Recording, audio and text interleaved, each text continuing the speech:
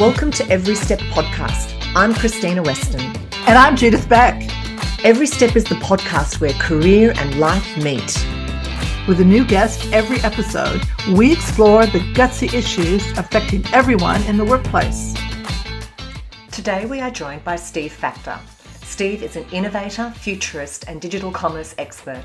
He's Managing Director of IdeaFaktory, which helps companies accelerate growth by partnering with top startups, developing new innovations and restructuring for growth. As a senior executive at American Express, Citi and MasterCard, Steve has created several 100 million plus businesses. He's author of Econovation, which critics describe as a fascinating, erudite, bitingly funny, well-researched and important book about capitalizing on the end of consumerism and the rise of producerism.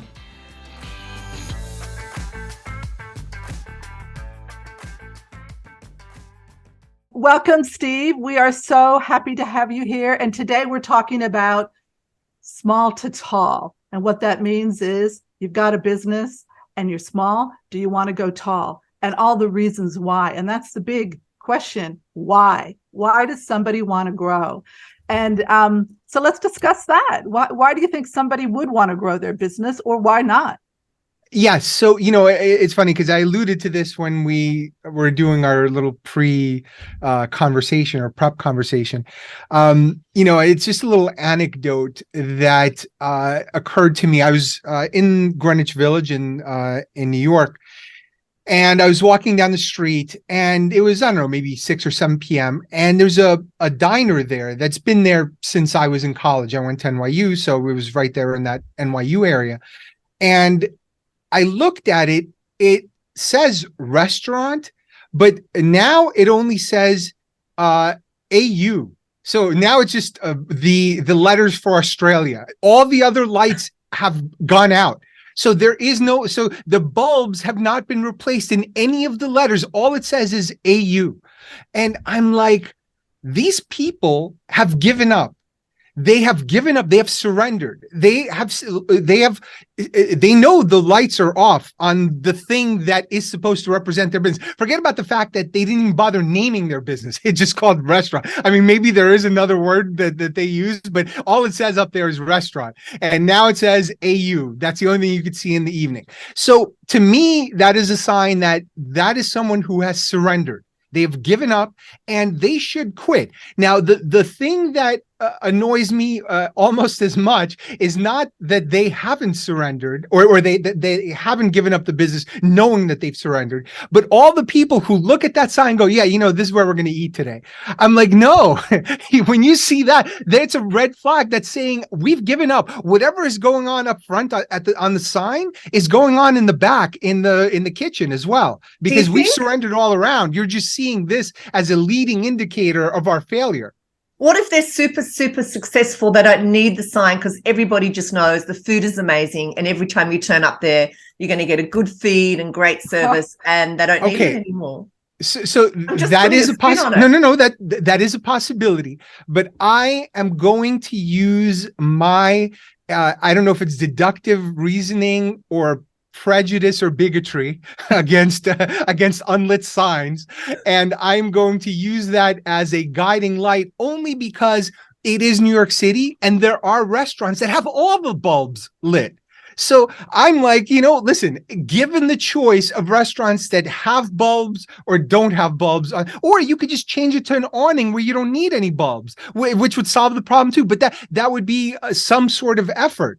So they've chosen zero effort instead. So I'm prepared to use my deductive reasoning / bigotry to discriminate against them. My bulb discrimination theory, and I could be wrong, but I'm willing to take that chance because of the number of alternatives available to me. I agree with you there, because I've always been this firm believer of if they don't do something, like, for instance, if I go into a website and I see a company's website and there's all kinds of mistakes, my first reaction is, what else are they getting wrong? If they can't get that simple stuff right, like a sign that's right in front of your face, then my mind as the customer will think, okay, that attention to detail's not there. So are they cutting corners another way? And, I always say to companies, over the years, make sure you pay attention to the detail, because people will they'll have perceptions, and they might not go into your restaurant because of that. I think, Steve, you're talking about the passion is gone. Is that where you're kind of heading? Let's keep with that restaurant example. It's like, I'll take it a step further. Not only is the passion gone, but the self-awareness of the absence of that passion is gone, or maybe never existed. Yeah. So that's what I'm getting at. I'm getting one level deeper and saying, why aren't you noticing? You're not noticing this thing that has either changed about you, or maybe the business changed hands. Maybe, it's the kids who took over and they don't care as much, or it was sold to somebody else and they're just coasting, or they don't know how to run a business or whatever. There could be countless reasons for that, but their inability to recognize that as an issue is that to me the more problematic thing, because that means that there are other things they're not aware about in what they're communicating to the world, whether it's the cleanliness of their restaurant, whether it's rickety tables that whenever I go into and table is off balance, I'm like, am I the first one to ever sit here where you guys couldn't figure this out? That's right. Yeah. Do you notice, I mean, let's pick this analogy up and take it into startup land, business land. Do you see this as a common issue, that people are not aware of what's going on for them, and they're not aware of the why they're building or growing or not building and growing? Is this a blind spot? It is, because your actions are saying things that your brain and mouth are not oftentimes. And what I mean by that is there are things that you delay doing, things that you procrastinate on, things that you kind of revile, and a lot of times you're rejecting something in some deep psychological way, but you're still pursuing it, or telling people you're pursuing it, or saying you want to do that thing, whatever that is, whether it's grow your business, expand it, go, write your book, whatever it is that you want to do. But if you're not doing it, then you're saying that maybe I don't want to do it that much, and that's okay. But the inability to recognize that is what keeps you from being able to progress and move on, and really align the behavior with the psychology. And not the psychology of the thing you think you should want, but the psychology of what you really want, but aren't admitting to yourself. And that's, I think, the hardest thing as a business owner or as an entrepreneur. That's the hardest thing, to actually differentiate between, am I just burnt out, or have I lost that love and feeling, and is it time for me to do something else? And I know I've been on that journey many times, and I kind of go, maybe I just need a holiday, and I'll come back and I'll have energy for whatever that is. And other times it's just a clear signal of actually, you know what, you've grown the business to a point, your heart's not in it. It's time to reframe, reconstruct, reimagine, let it go, whatever it is for you. I think any person who goes into doing something where it's a solitary effort, and I think there are great teams, and I think the team effort is great, because you can jointly motivate each other. You could also learn to hate each other too if you disagree a lot. So it could go either way, but it certainly helps, especially if your interests and goals are aligned. But a lot of entrepreneurs are solo entrepreneurs or leaders, or have the disproportionate drive in their partnership. Maybe some people have 80% of the drive, and the co-founder might be a more technical person or something. So that person almost needs a certain level of, I'm going to say, psychopathy, in order to push through all of the resistance of getting the momentum you need to get something successful off the ground, because so many businesses fail. And I think a lot of it is a missing component, which is, hey, I don't, I can function outside of a team environment, outside of a situation where a lot of people share the workload, where I can take a vacation and other people pick up the slack. So I'm going to take something on where without me, nothing works, or at least not in the beginning, where it's all on my shoulders. That is a type of psychopathic decision. It's someone saying that I am going to push through unbelievable obstacles in order to become successful, in the absence sometimes of others who feel the same way. Because even if you're a startup and you bring other creative people, smart people, whatever, very few are going to have that drive, and very few will have the vested interest that the founder has. And so you can't set the same level of expectation. They won't get the same remuneration, but they also don't have the same expectation of pushing everything forward. And so I think there's a type of person that does that well. And I don't think it's that common a type of person. And let's put it this way, it's less common than the number of people going into entrepreneurship. Yeah, I agree with so that. There's some percentage that are discounted or unqualified in a psychological way before they even start. Yeah, I agree with that, because there's only so many people who, like you said, will push it, will have that enthusiasm and that passion. And also it's extremely difficult too, if you're a company and you do have somebody else, a partner, who is the technical person and you're the salesperson, they have a different personality type. So they're not the person who is pushing the brand and pushing all that out. And that can be frustrating for the person who is the sales and passion type, because they'll be looking like, well, why aren't you as passionate about this as I am? Yeah, and they won't be.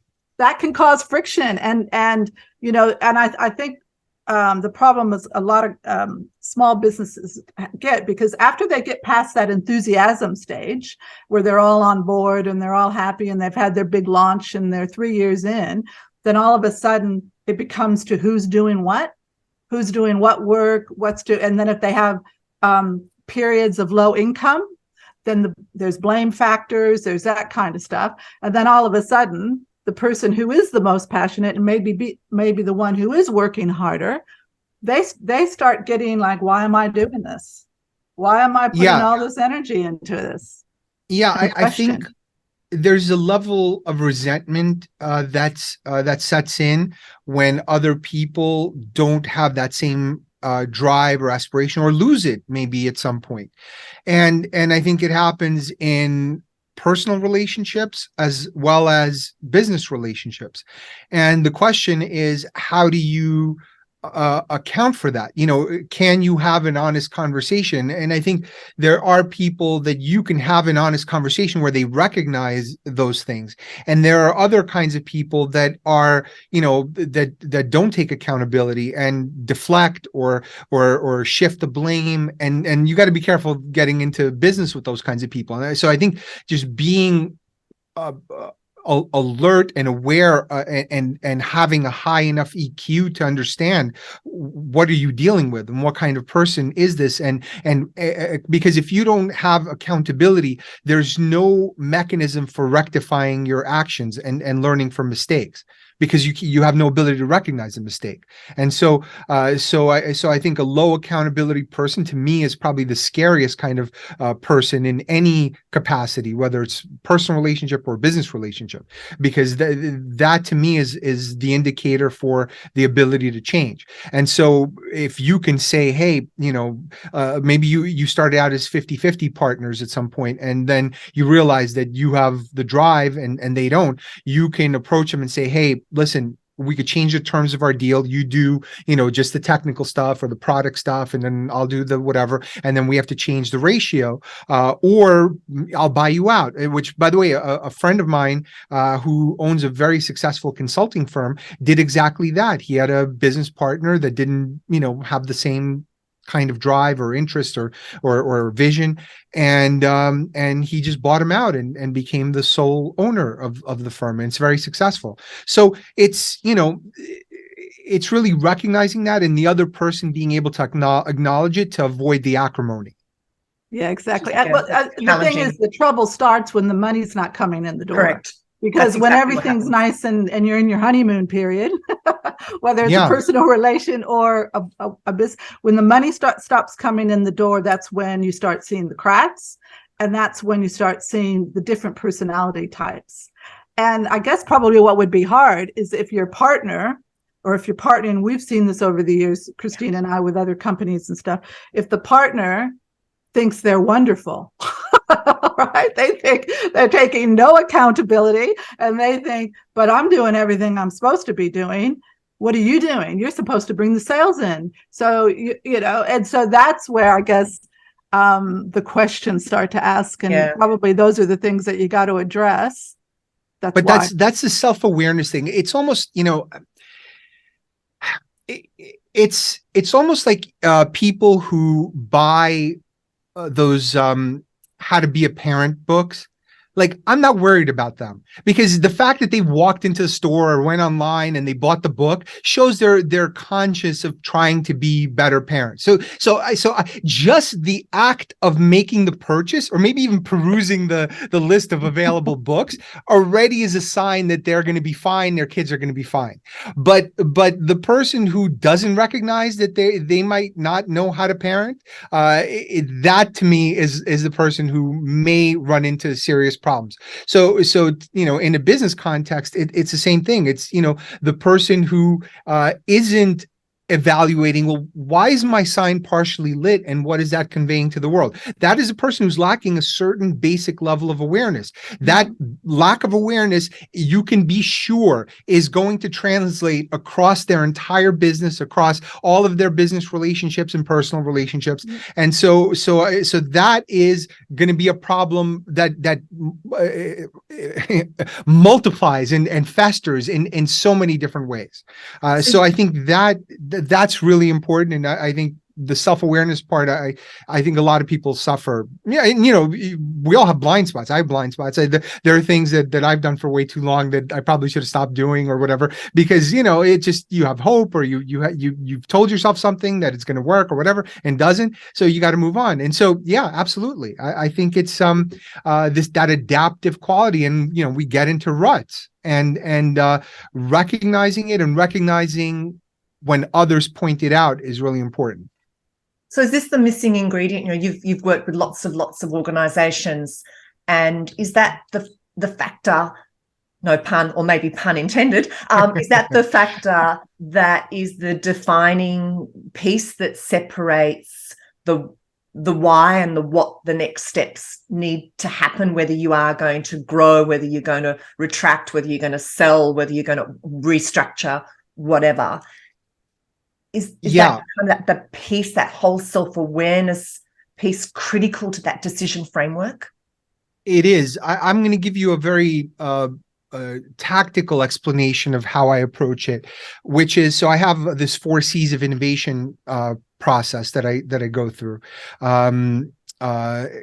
Context, creativity, capabilities, and culture. I don't do all 4 for every client. In fact, I've been doing a lot of mainly context lately, because with all the uncertainty that's going on now between Ukraine and inflation and all these other things, that I've been doing a lot of scenario planning and futurism type work. So I'll just drill down into that context piece, which is where that futurism work takes place. It's really scenario planning, which is the boring way to describe futurism. Sounds so much better. It sounds like I should have an outfit, and a helmet and be in space. But what I look at is the intersection of 3 things. The first is, what are you good at? Not what you tell me you're good at, but my assessment of what you're good at as an organization. The second thing is, what do you want to be? And those are 2 very different questions, because what you think you want to be and what you're good at oftentimes are wildly different. and more different than the people at these companies typically recognize. And then the third piece is, well, where is the market going? What are the opportunities going to be? So that's that futurism exercise, saying, okay, well, what does the scenario look like for you?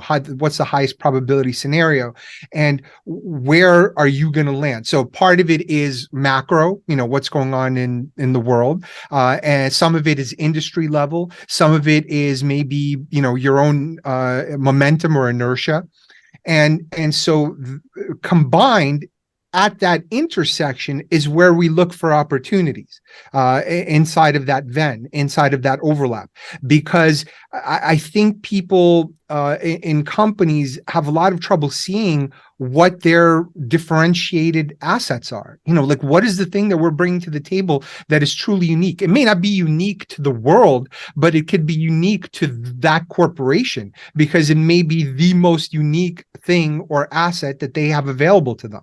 And so that's the thing you need to isolate and say, this is the thing you do best. Maybe there's 1, 2, maybe 3 things that fall into that category, and the rest, maybe not so great. And then how does that align with your vision? And sometimes the vision needs to be adjusted based on those capabilities, or at least in my view. And listen, I'm just going to make the suggestion. They're free to say, hey, we want to look for opportunities outside of it.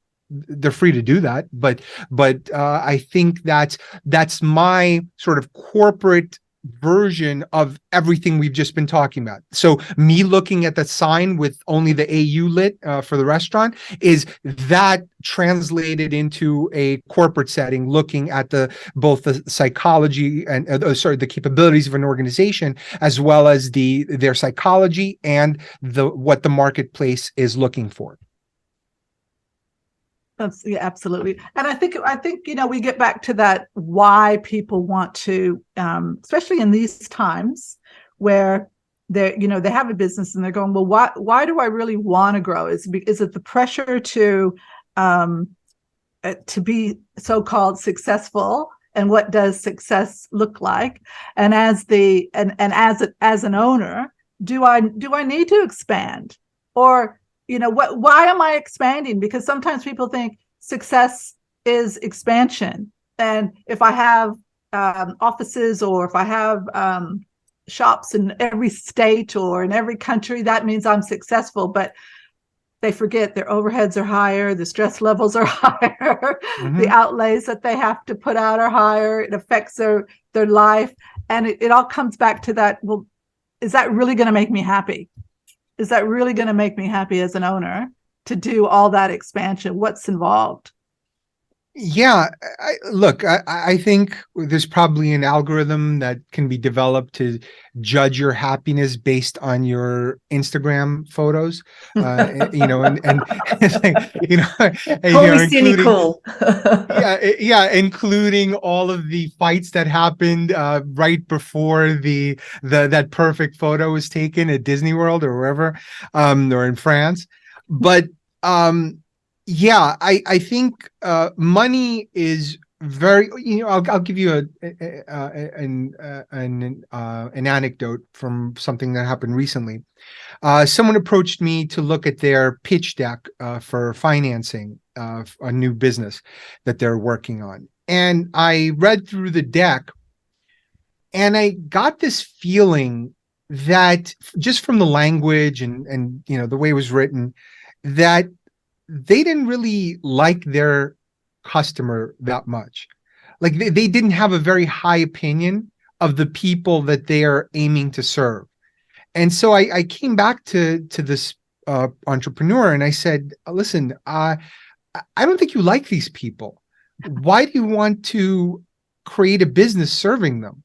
Because this is it was the kind of business where you really it's a high touch type of business, or at least should be. And I'm like, why would you do that? Why, this cannot be successful if you don't love your customers on some level. You have to want to improve their lives, give them something of value and enjoy doing that. And if that is untrue, or you're incapable of doing that, then, and the other thing is they didn't speak to their target market. It was all theoretical. I'm like, did you speak to these customers? Like, is this something that they even want? Is this how they're going to interact? Because they want to do something digital. And I said, but I don't think this is a digital play. I think this is more of an analog play, because it's a high touch type of relationship in business, or at least I think they would want a high touch type of service. So, so that was just some of the feedback I gave without giving you the specifics. But it just occurred to me that if you don't want to talk to them and it sounds like you don't like them, then you should not be doing it. You should not go away. Do something else. Rethink this. And so I think that's also an important question people need to ask themselves. Do I like my customers? Do I enjoy making their lives better? And if the answer is no, do something else. Do almost anything else. Yeah, absolutely. Because it will not go well. I mean, we've seen people going into business where they're just going into the business for the monetary opportunity and, saying all the right things. But the reality is, no, I'm buying this business. I've got no intention of running it for the long term. It's just a monetary. And to me, those things are obvious when people do that, because the passion doesn't show. And the consistency doesn't show. And that's like, if things don't happen within what they perceive is the time it should happen, then that's when things start falling in the cracks even more. And we see it all the time. And, you can't put a price on passion, because that's the first thing you need. And you got to like your customer. Yeah, that's exactly. Yeah, and you can have passion for money that propels you. That I've seen people like that. It could work, but it's rare, and it's also not the kind of person I would want to be in business with. In fact, I remember when I left American Express, there was an executive, very senior executive, who also left, or I don't remember the details of how they left, but we had a lunch meeting, and he wanted to do something together.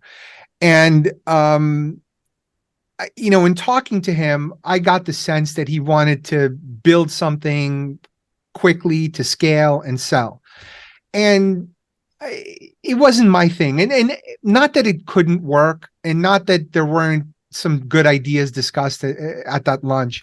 It wasn't how I wanted to spend my time, because maybe I'm just not motivated enough by just pure cash, because it's too hard. It's too much energy to spend on something when you're spending long hours working on something and you don't love the why you're doing it or the who you're doing it for. It's not, I don't want to spend my time that way, even if there's a pot of gold at the end of that rainbow. And I don't even know if that pot of gold is real, because if you don't have that passion for that customer to get you to that pot of gold, you're going to die short of it. And the leprechaun's going to be laughing his ass off. Yeah, exactly. If we've only got so much energy, and you can we are always at choice in terms of where we allocate that energy, and we damn well better be allocating it into something that we enjoy, have fun doing. And, for some, it's more altruistic in terms of we want to make the world a better place. Very cliche, I know, but it's about leaving a mark and helping people. But if you're going to be doing it just because you're making money and you're hating every minute of it, gee, that's terrible. For most of it, so many hours a day. I think making a mark is a pretty high bar. Very. So I'll give you an even lower bar that everyone can strive for and still end up with a happy life. The lower bar is just pick. This is advice I gave to a friend of mine when he was looking for jobs. He was deciding between two companies, and I said, pick the one where you think you'll have the most fun, because where you like the people the most, because you'll forget the work at some point. Like, who's going to remember the PowerPoints you made, or the code you developed, or whatever it was. But but you will remember the relationships, you will remember the good times, you'll remember enjoying being around those people. And so pick a job solely based on that, because even if it pays less, in the long run, it'll pay off because you will do better because of the environment. And it'll propel you in a way that being in an environment where you're taking it just because it's a stepping stone. Stepping stones, from my experience, have never worked out. Of all the promises that have ever been made, oh, you're going to get this promotion in a year, you're going to, we're going to do this. There's going to be a reorg. There's going to be a million things that happen. There's going to be layoffs. There's going to be pandemic. Pandemic. Exactly. Right. There's going to be so many things that change, that are unpredictable, that to plan around stepping stones is insane to me, because I've just seen it fail too many times. So never do something as a stepping stone. Just pick the people that you're going to enjoy being around the most, and then the money will figure itself out at some point. So there's this whole conversation about when is it time to go, because we were talking about what are the choices we have in terms of making decisions about what we do next and whether we scale or not, or what job we take. And then there's the other side of the coin, which is I'm in it and is it time to go? And what do you look for to know that it is really time to go, and it's not just a holiday that's required or time out. It's like, it's time to go. When you're hitting snooze multiple times in the morning, when you're dreading phone calls or just letting it ring and go, I'll call him back, or you only have 2 letters lit on your sign. All of those things are screaming at you that it's time. It's time for a change, time to do something different. And there may be something you can do within the context of what you're doing, to reframe, to change your business, to do something different.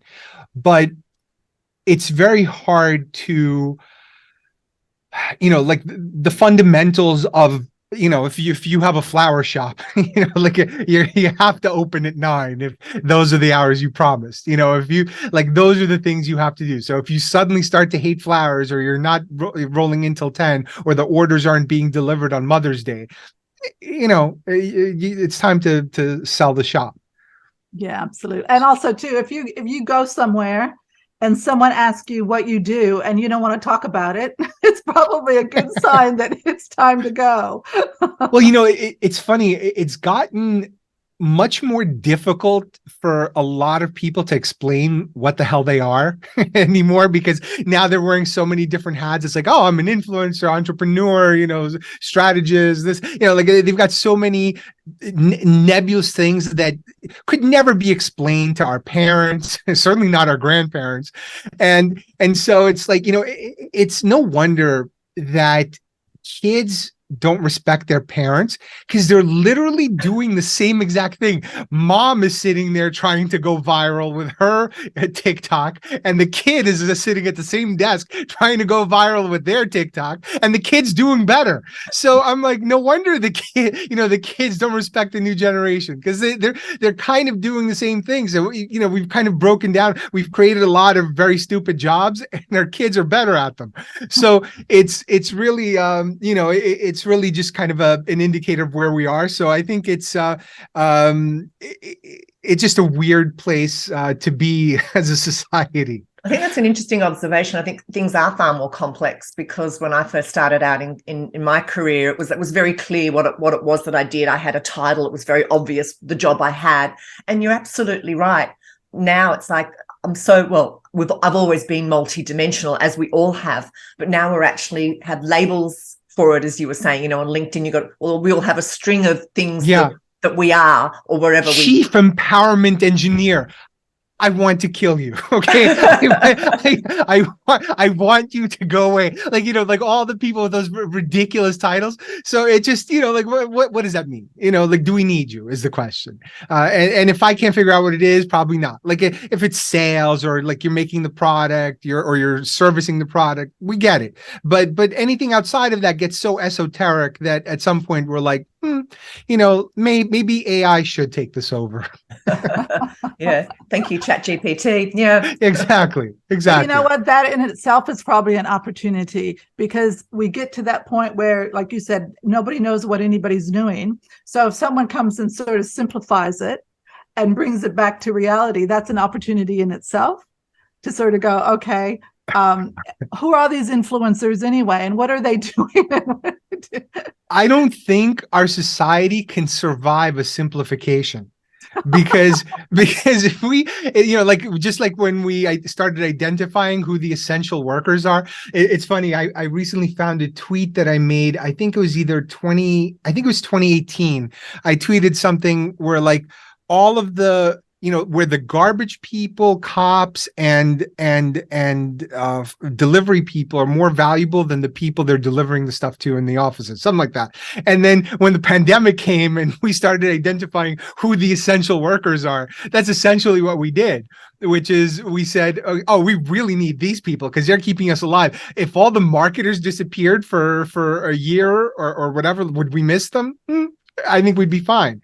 So I think that we've kind of had sort of a peak at that reckoning, and maybe others are having it, looking at ChatGPT, and they're like, oh, because for a while you're like, oh, I'm such a great marketer. I write this great copy and come up with all these creative ideas. And this thing that's just a mindless lump of code can create something that's maybe 80% as good now, and probably better than 80% of people are doing. And maybe, soon it'll be better than 100% of them, or enough of them where it's like, what do we need the person there for? So yeah, I think there is a reckoning that is happening, and I think we need to start thinking about what society looks like in that in that context. So you're a futurist. ChatGPT or whatever, that's like a whole podcast in itself, because that is such an interesting thing. It's kind of like almost where you kind of go, okay, I have an idea for a book, ChatGPT. This is the idea. Now you go ahead and write it. Yeah. Let me know, and then I'll publish it. By the way, that it's not that different from how almost every single business book gets published. Almost all of them are ghostwritten. Almost all of them. I know personally 2 guys who have ghostwriting companies. Actually, I know a third person who's a ghostwriter, and I was personally approached to ghostwrite something for somebody who's a founder of a big business, and they don't write their book. If someone, put it this way, if someone doesn't have a history of creating content or putting ideas out there, and suddenly they come out with a book or whatever, that was all written by other people, and if they suddenly have a stream of stuff coming out, it's all ghostwritten. It's all written by staff. It's not, they're not sitting there trying to figure out what their thought. When I wrote my book, I did not want to have anyone. All I wanted, and I said to the editor, the publisher, I said, all I want you to do is check the grammar. I don't want anything rewritten. Because my style is this kind of talk it as I say type style. And I know other writers who have done that as well, because I would feel like I didn't accomplish something if I would feel like it wasn't my book if I would have gotten it all written, or had somebody else rewrite it, or anything I write it myself. And it's just a sense of pride. And I know other people have different views on it, but for me, I just think if I'm going to write something, it's going to be my word. If I make a mistake, or if I don't say it the best way, or it's not, flowery, I would say then at least it's mine. I know it's mine.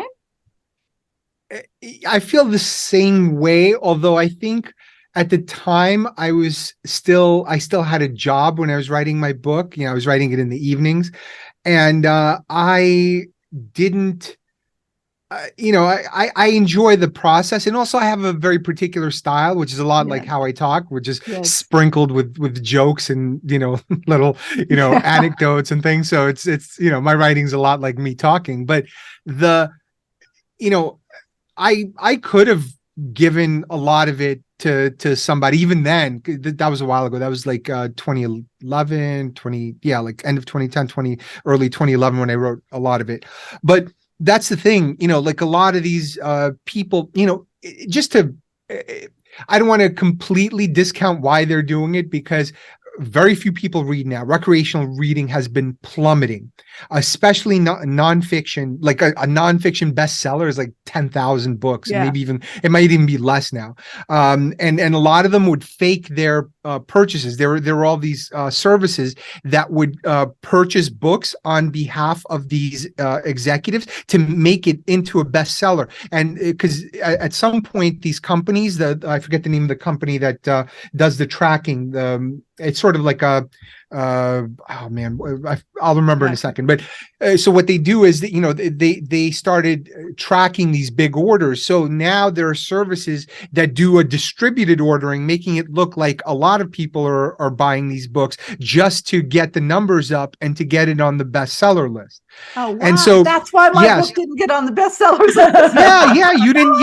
you didn't dedicate 250 grand to buying up copies. And so that's what it takes. And I know people who've done it, you know, and some have been publicly accused and then denied it, but I know it's true. And so a lot of these, you know, so-called, because it's not that expensive. If it's only 10,000 units, that's, you know, that's affordable. If you've got a company, you can do it. So essentially what it is, most of these books aren't even read. They're given out, they're stored, they collect dust, so they're cleaned periodically. So they have a life of sorts, but not being read. Being read is not part of their lifespan. Wow. And so a lot of these books essentially are very thick business cards for speaking gigs. And that's really all it is, or TV appearances or whatever. So it's, you know, they're vanity projects. And so if that's the nature of things and you're not someone who truly has something unique to say, then you might as well farm it out and go through this process. But I think people should know what they're dealing with, because very rarely, unless someone has a history of saying interesting things or writing interesting things, then, you know, they're a carpetbagger. They just showed up and they found some company that'll do, you know, check all the right boxes and make them a bestseller and get them, you know, some gigs. You know, and that comes back to that our original thing about why we do things, and why, like, whether you're, you know, having a business or you're going to write a book, or why are you doing it? Are you doing it to off your bucket list? For me, it was off my bucket list. It's something I wanted to do, and I knew I wasn't going to make a lot of money, because you don't, right? You don't. Yeah. But it was something I wanted to do, and you have to be very clear about that why, and set that expectation so that you're not disappointed. Well, you know,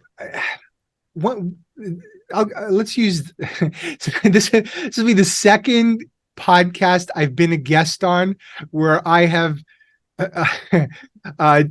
taken a dump on Mike Bloomberg. Now, Mike Bloomberg is a very accomplished man. He's done some great things. So I'm not to take anything away from him, but think of a guy who is a billionaire, started his own company, had every possible success imaginable, and then decides, you know what I need? I need the headache of running New York City. I need that nonsense on my hands. Why would a guy like that so to go back to the psychopathy thing, ego, you know, ego, exactly. But psychopathy, ego, that's all of it. It's all in the same bundle. And so, and same thing with, why are you writing this book, but not really writing it and paying someone else to do it? And why are you paying this company 250 grand to simulate sales, to get you on the bestseller list? Yeah. All ego. That's all psychopathy. Yeah. It's not because you have something amazing to offer the world. It's because you've run out of things to feed yourself. Your insides are empty. So you're filling them up with this validation, this external validation.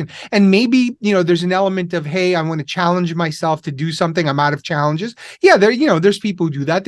Some people do it, maybe learning how to, fly a plane, or they go skydiving or mountain climbing or whatever. So they simulate their or create challenges in that respect.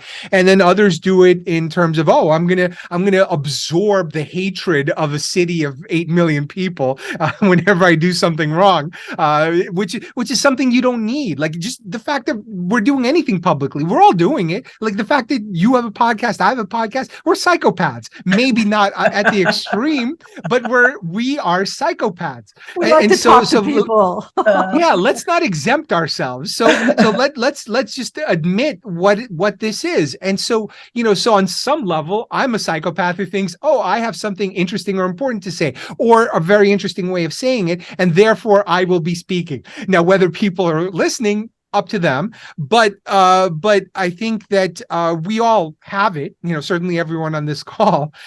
So I think it's a matter of degree, and so at some degree you justify ghostwriting. At some degree, you justify buying a bunch of fake or making a bunch of fake orders for your book. At some point, you justify, all these other sort of incremental elements of fraudulence in order to become the thing you think you want to be in the public sphere.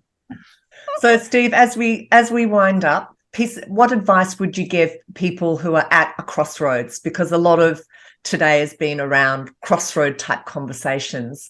What's the piece of advice you'd give to somebody that you're counseling who's at a crossroads? Document your behaviors and not your words. Understand the things you're doing, not the things you're trying to say to yourself or say to others or believe about yourself. Because that the old adage, actions speak louder than words, that you mentioned it earlier. Your own actions are speaking. Sometimes they're screaming, and you're not listening. And we often do that. We delude ourselves. So I think that is the first thing. So become what's the name of that guy? Who's that detective? Columbo. Become the Columbo of your own life and start looking for clues, or I guess a more modern version is Monk, or whoever. So start being the detective of your own. Just don't be Inspector Gadget. He was a crappy detective. So be a detective in your own life and try to understand your actions and what they're saying more so than your words or aspirations. And I think that can lead you to a truer place than if you were just to stick to the narrative. I love that. Judith? I think that if you're at a crossroads, you look at whether or not is this a momentary crossroad. In other words, you're just having a bad week, or is this something that has been going for a while? Then it's serious. Then it's about looking at, is this something I really want to continue? Is the passion still there? You always need to speak to people. You always need to speak to the people in your corner, your advocates and your mentors, and talk about things. And I think you really just got to take an inside look, because if it's just a momentary crossroad, you don't want to make a big decision just because you're not in the right space. So I think you got to find out whether or not what space you're in, and then decide where you go to from next. But you shouldn't just try to do it yourself. You should always get advice from people who have your back and people who are also fresh eye. They don't have any kind of agenda, that you can talk to them like, somebody who's not part of that process and see what they see. Yeah, I think that's brilliant advice, that whole introspection. Take time out, reflect, introspect, and be honest with yourself. I think that's picking up on what Steve was saying. I think honesty with what's going on for you is critical, because at the end of the day, you're only deluding yourself and you're only extending your own whatever situation that you're in. If it's uncomfortable, you'll just continue in that state. Steve, it's been an absolute delight. We've loved our conversation. I think we've traveled from New York to Australia and, I don't know, maybe even to Dubai and back in this conversation. Absolutely loved it. Thank you so much for joining us today. You're welcome. Thank you. I enjoyed it. For more information about Every Step and our guests, head to everysteppodcast.com. To be notified of new podcasts, please subscribe via your favourite listening platform. And of course, follow us on social media and direct message us to share your ideas about guests or topics.